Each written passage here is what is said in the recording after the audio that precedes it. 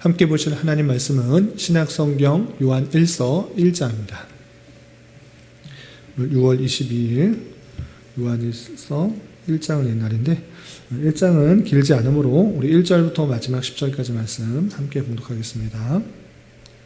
신약성경 요한 1서 1장 1절부터 마지막 10절까지 말씀, 신약성경 388쪽 전후를 보시면 되겠습니다. 1절부터 함께 봉독합니다. 태초부터 있는 생명의 말씀에 관하여는 우리가 들은 바요, 눈으로 본 바요, 자세히 보고 우리의 손으로 만진 바라. 이 생명이 나타내신 바 된지라. 이 영원한 생명을 우리가 보았고 증언하여 너에게 전하노니 이는 아버지와 함께 계시다가 우리에게 나타내신 바 된 이시니라. 우리가 보고 들은 바를 너희에게도 전함은 너희로 우리와 사귐이 있게 하려 함이니 우리의 사귐은 아버지와 그의 아들 예수 그리스도와 더불어 누림이라. 우리가 이것을 쓰면 우리의 기쁨이 충만하게 하려 함이라. 우리가 그에게서 듣고 너에게 전하는 소식은 이것이니 곧 하나님은 빛이시라. 그에게는 어둠이 조금도 없으시다는 것이니라. 만일 우리가 하나님과 사귐이 있다고 하고 어둠에 행하면 거짓말을 하고 진리를 행하지 아니하거니와 그가 빛 가운데 계신 것 같이 우리도 빛 가운데 행하면 우리가 서로 사귐이 있고 그 아들 예수의 피가 우리를 모든 죄에서 깨끗하게 하실 것이요 만일 우리가 죄가 없다고 말하면 스스로 속이고 또 진리가 우리 속에 있지 아니할 것이요 만일 우리가 우리의 죄를 자백하면 그는 미쁘시고 의로우사 우리 죄를 사하시며 우리를 모든 불의에서 깨끗하게 하실 것이요 만일 우리가 범죄하지 아니하였다 하면 하나님을 거짓말하는 이로 만드는 것이니 또한 그의 말씀이 우리 속에 있지 아니하니라. 아멘. 감사합니다. 오늘 말씀 얘기 본문은 요한일서 1장입니다. 오늘부터 요한일서의 말씀을 읽어 나가기 때문에 오늘 첫 시간이기 때문에 여러분들 말씀일기 책자에 있는 요한일서의 개관을 잠시 살펴보고 오늘 1장의 말씀을 통해서 교훈받는 시간 갖도록 하겠습니다. 여러분 갖고 계시는 말씀일기 책자 6월호 12페이지를 보시면 요한일서의 개요가 나옵니다. 잠시 보도록 하겠습니다. 12페이지 3번 보시면 요한일서 개요 되어 있는데 첫 번째 제목 되는데 제목은 헬라 성경으로는 이오안누 알파 되어 있는데 이오안누가 뭐냐면 요한이라는 뜻입니다. 요한 알파, 요한의 첫 번째 글이라는 뜻으로 요한의 요한의 첫 번째 서신이다 이렇게 이해하시면 되겠습니다. 그리고 2번 보시면 기록자에 대해서 써 있는데요. 기록자는 사도 요한으로 되어 있습니다. 그런데 요한 1서를 살펴보면 내용을 살펴보면 사도 요한다라는 이름이 정확하게 드러나 있지는 않습니다. 그럼에도 불구하고 이 기록을 사도 요한이 했다라는 그런 생각을 할 수 있는 그런 마음을 그렇게 생각할 수 있는 이유는 무엇인가라고 하면 다음과 같은 세 가지 이유 때문에 그렇습니다. 첫 번째는 무엇이냐? 본서신의 기록자에 대해서 설명하고 있는데 그 기록자는 예수 그리스도의 공생애를 직접 보고 들은 자로 소개하고 있는 것입니다. 우리가 듣고 보았고 심지어는 우리가 손으로 만진 바 된 자다 이렇게 표현하고 있는 것입니다. 그만큼 예수님과 아주 가까운 사람이라는 것을 우리는 첫 번째 근거로 들 수가 있는 것입니다. 그리고 두 번째, 요한복음의 내용과 아주 비슷하다는 것입니다. 사상적 흐름이나 주제나 이런 것들이 상당히 유사한 특징이 있기 때문에 이런 근거에 의해서 이것도 사도 요한이 썼을 것이다 이렇게 추측할 수 있는 것입니다. 그리고 세 번째 근거는 무엇이냐? 그것은 사도 요한의 제자인 폴리캅 그리고 폴리캅의 제자 이레니우스 등 초대 교부 대부분이 이것은 사도 요한의 기록이다 이렇게 인정을 하고 있는 것입니다. 그렇기 때문에 이 세 가지 근거에 의해서 이것은 기록자는 사도 요한이 썼을 것이다 이렇게 생각할 수 있는 것입니다. 그리고 3번 보시면 기록 장소와 시기는 어떠한가 이럴 때 이 내용을 쭉 살펴보면 사랑이라는 단어가 아주 많이 등장하고 있습니다. 그래서 이것은 사도 요한이 신앙적으로 성숙해진 인생 후반기에 기록하지 않았을까 이렇게 추측해 볼 수가 있는 것입니다. 사랑이라는 표현들이 많이 등장했을 때 이 인생을 다 경험하고 또 사랑을 충만히 받은 그가 사랑을 강조하기 위해서 이것을 썼을 것이다 이렇게 추측해 볼 수가 있는 것입니다. 그리고 요한복음 기록 이후에 또 요한계시록 기록하기 이전 그 사이에 기록했을 것이다 라고 생각할 수 있는 것입니다. 왜냐하면 요한복음의 내용들을 처음부터 끝까지 잘 소개해 준 이후에 그리고 그 내용들이 복음이 전해져서 곳곳에 있는 흩어져 있는 그런 하나님의 택하신 백성들에게 다시 한번 주의점, 믿는 자들에게 주의점을 알려주는 글이 요한 서신이기 때문에 그렇습니다. 그리고 그러면 요한계시록보다 뒤에 쓸 수도 있지 않았는가 이렇게 생각할 수 있는데 물론 그렇게도 생각할 수 있습니다. 그러나 일반적으로 생각할 때 요한계시록에 나와 있는 다양한 환난과 그 역경 속에서도 우리가 이겨나가야 될 그 아주 중요한 내용들이 요한계시록에 있는데 그런 내용들이 요한서신에서 요한 1서와 2서와 3서에서는 잘 드러나고 있지 않기 때문에 요한계시록을 쓴 그 계시를 받기 전에 이 내용을 썼을 것이다. 이렇게 합리적으로 추론을 할 수가 있는 것입니다. 그래서 요한복음이 쓰여졌고 요한서신이 쓰여졌고 그 다음에 요한계시록이 쓰여졌을 것이다. 이렇게 대부분의 학자들이 그렇게 생각을 하고 있는 것입니다. 그리고 요한 1서에 나타난 하나님의 섭리를 보시면 배경이 되는 것입니다. 어떤 뜻을 가지고 어떤 목적을 가지고 이것을 썼는가 밝혀주는 것인데요. 그때 당시에 영지주의자들로 인한 교회 안에서 극심한 혼란 가운데 있을 때 사도 요한은 예수 그리스도께서 하나님의 아들이고 참 사람이며 참 하나님이심을 분명히 가르치려고 하는 그런 의도가 담겨 있는 것입니다. 그래서 영지주의자가 누구인가 라고 할 때 영은 거룩한 것이지만 육은 그런 거룩하지 않은 속된 것이기 때문에 하나님의 아들로서는 실제 사람이 갖고 있는 육신을 가질 수 없다라고 말했던 그런 사람들입니다. 이런 것을 영지주의자다라고 하는데 그거 아니고 예수님은 참 하나님 맞는데 그 하나님이 참 사람으로 온 것이다 라는 것들을 특별히 밝혀주고 있는 것입니다. 그리고 예수 그리스도의 성육신을 부인하는 자들은 거짓말하는 자요 이단이라고 정의하면서 나아가 성도는 이단을 경계할 뿐만 아니라 성도 간의 이웃 간에 피차 사랑하며 그리스도로부터 받은 바 사랑을 몸소 실천해야 된다라는 것들을 강조하고 있는 것입니다. 영주주의자들이 그냥 예수님에 대한 참 사람됨을 부인하는 것에 그치는 것이 아니라 예수님을 믿었다고 하면 우리가 죄를 지어도 상관없다. 우린 죄 없는 사람이다. 왜? 주님께서 다 용서해 줬고 우리가 그에 속했기 때문에 우리는 죄를 짓지 않는 자다. 이렇게 말하면서 성도들의 그 신앙 행위 생활에 있어서 다양한 타락의 모습들을 가져왔던 것입니다. 그럴 때 그런 것 아니고 그럼에도 불구하고 여전히 남아있는 죄성에 대해서 주의하여서 내가 연약합니다. 죄인입니다. 나를 붙들어 주십시오라고 더욱더 하나님께 나아가는 것을 통해서 참된 삶을 얻을 수가 있고 그리고 예수님의 그 놀라운 사랑을 받은 자로서 우리가 서로 다른 여러 이웃들을 위해서 더욱더 사랑해야 될 것을 강조하고 있는 것입니다. 그럼에도 불구하고 영지주의자와 같은 다양한 이단들에 대해서 강력하게 그것들이 하나님께 속하였는지 속하였지 않은지를 확실히 분별하고 더욱더 경계해야 된다라는 내용이 요한 1서에 쓰여졌다. 이렇게 생각하시면 되겠습니다. 우리 13페이지에 요한 1서의 내용 구성이 있는데 이것은 나중에 참조해 주시기 바랍니다. 다시 오늘 본문으로 돌아오겠습니다.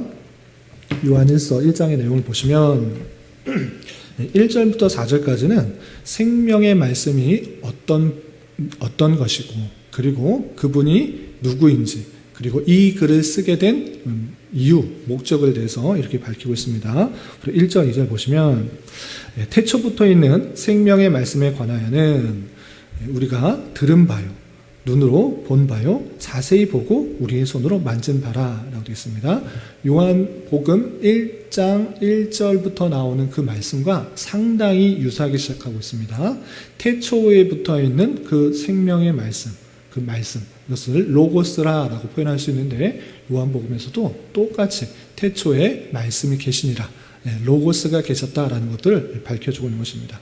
그 생명의 말씀, 참된 성자 하나님께서 이 땅에 오셨는데 우리가 지금 글을 쓰고 있는 사람과 그 일행들이 어떻게 했는가? 들었고 눈으로 보았고 자세히 보았고 우리의 손으로 만졌다라고 표현하는 것을 통해서 아주 가까이 있는 사람이라는 것들을 생각해 볼 수 있는 것입니다.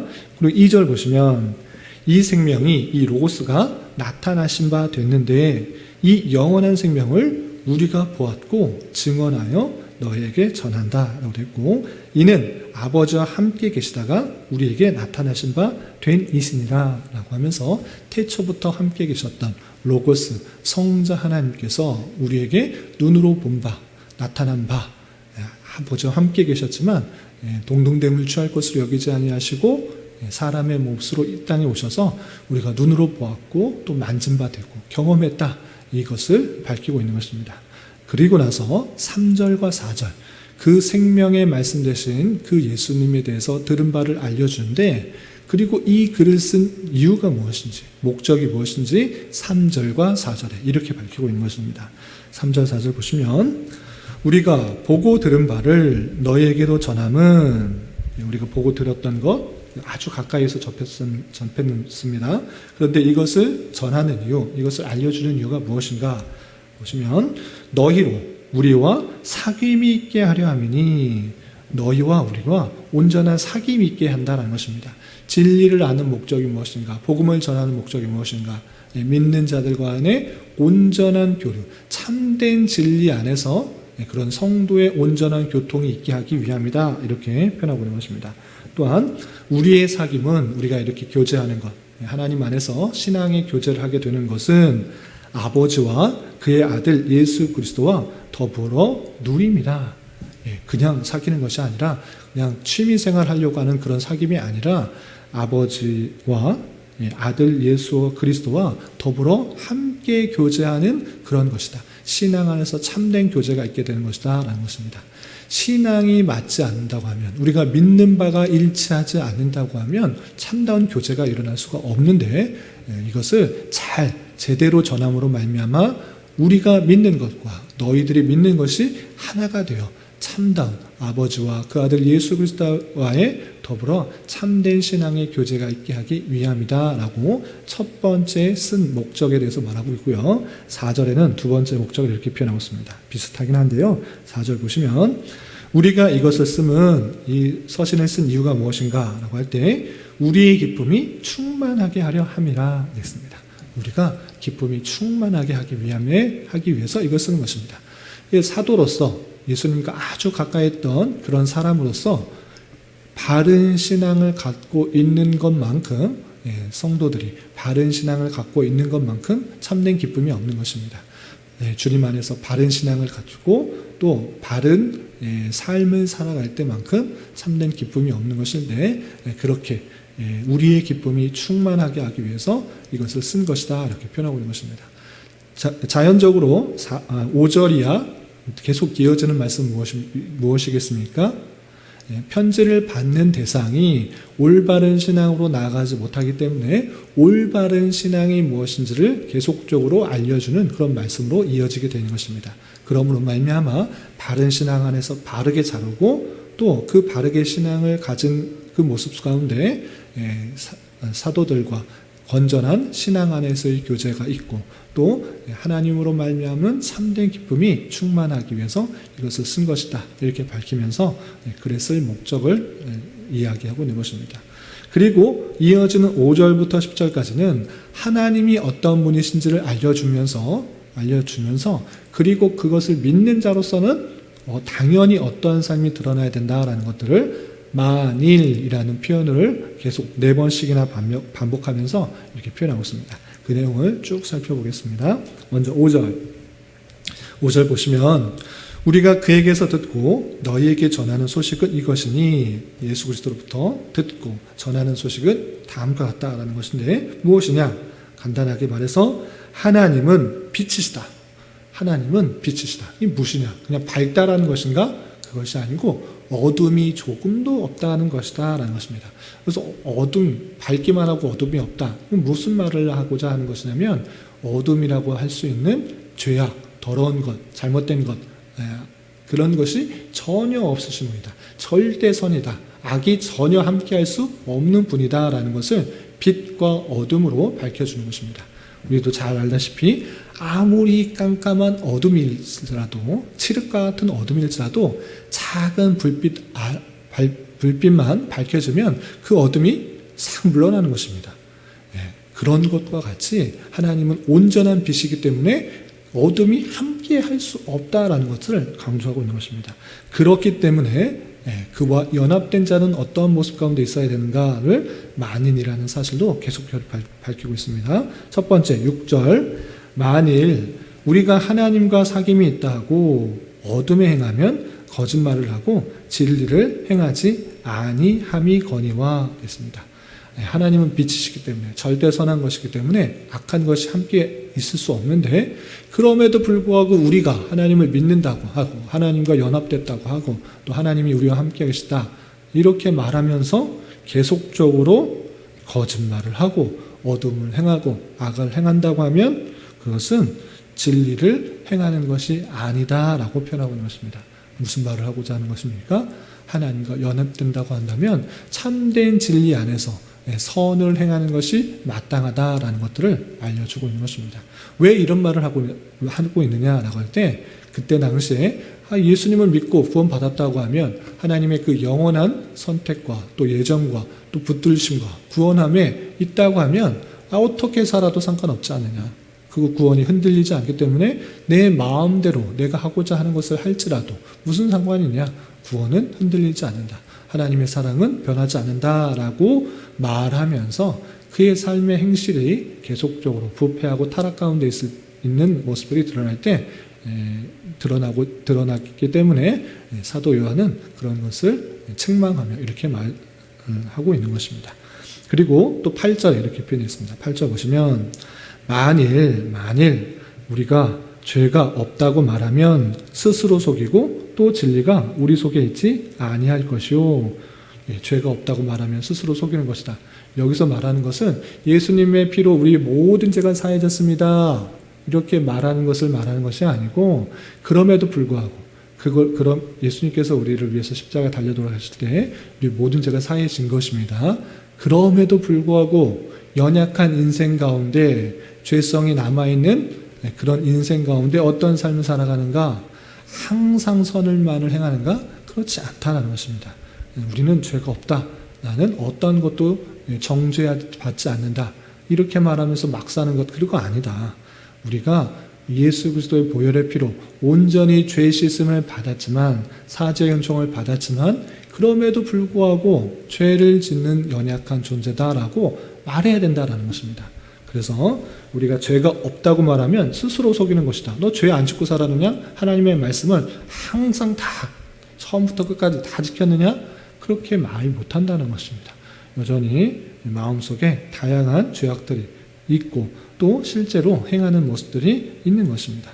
그렇기 때문에 죄가 없다고 말하는 것이 아니라 연약한 죄인이라는 것을 늘 고백하면서 나아가야 된다라고 표현하고 있는 것입니다. 또 이어서 9절 비슷한 표현으로 이렇게 표현하고 있습니다. 9절 보시면 우리가 우리의 죄를 자백하면 그는 미쁘시고 의로우사 우리의 죄를 사하시며 우리를 모든 불의에서 깨끗하게 하실 것이요. 죄가 없다고 말하지 말고, 그 진리가 없는 것이니까 우리가 죄가 없다고 말하지 말고, 죄의 사함을 받았음에도 불구하고 여전히 다양하게 짓는 죄가 있은 줄 알아 우리의 모든 죄를, 알고 지었던 죄, 모르고 지었던 죄, 큰 죄, 작은 죄 할 것 없이 생각나는 그 모든 죄를 하나님 앞에 자백하면, 하나님께 나아가면, 하나님께 들고 나의 연약함을 들고 나아가면 하나님께서 어떻게 하시는가? 그는 미쁘시고 의로우사 우리의 죄를 사하신다. 모든 불의에서 깨끗하게 하실 것이다. 그것이 성도의 본 모습인 것입니다. 예수님을 믿으면 완전히 죄사함을 받았기 때문에 죄 안 짓고 산다, 또는 죄를 지어도 그 죄가 안 된다, 이렇게 생각하는 것이 아니라 죄사함을 받았음에도 불구하고 여전히 남아있는 연약함과 또 죄성들, 나만 생각하지 못하는 그런 다양한 모습들, 그것들이 남아 다양하게 짓는 죄들이 있는 줄 알아 그 죄를 주님 앞에 붙들고 나아가야 된다라는 것입니다. 그렇게 할 때 그 모든 죄를 사해 주신다라는 사실들을 기억해야 된다라고 표현하고 있는 것입니다. 또 비슷한 표현으로 10절에는 이렇게 표현하고 있습니다. 10절 보시면 우리가 범죄하지 아니하였다 하면, 만일 우리가 범죄하지 아니하였다 하면 하나님을 거짓말하는 이로 만드는 것이니 또한 그의 말씀이 우리 속에 있지 아니하니라 라고 하면서 우리가 범죄하였습니다, 잘못하였습니다 라고 계속적으로 말하면서 하나님 앞에 나아가는 그런 삶을 살아야 된다라는 것입니다. 이것이 성도에 나타나는 그런 자연스러운 모습입니다.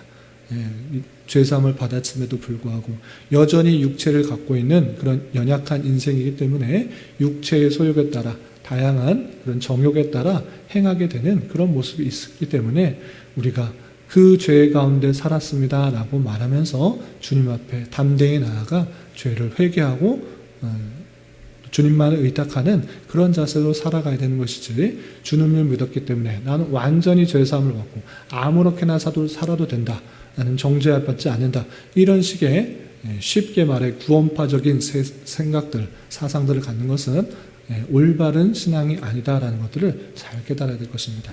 그래서 우리의 모습들을 보면서 주님 앞에 담대히 나아가 또 주님의 앞에 회개하기에 힘써야 될 것이고, 또 6절에서 나온 것처럼 또 5절에서 나온 것처럼 주님께서 빛이시기 때문에 빛 가운데 빛 가운데 있는 사람은 더욱더 그 말씀 가운데 살아가기에 힘써야 되는 것입니다.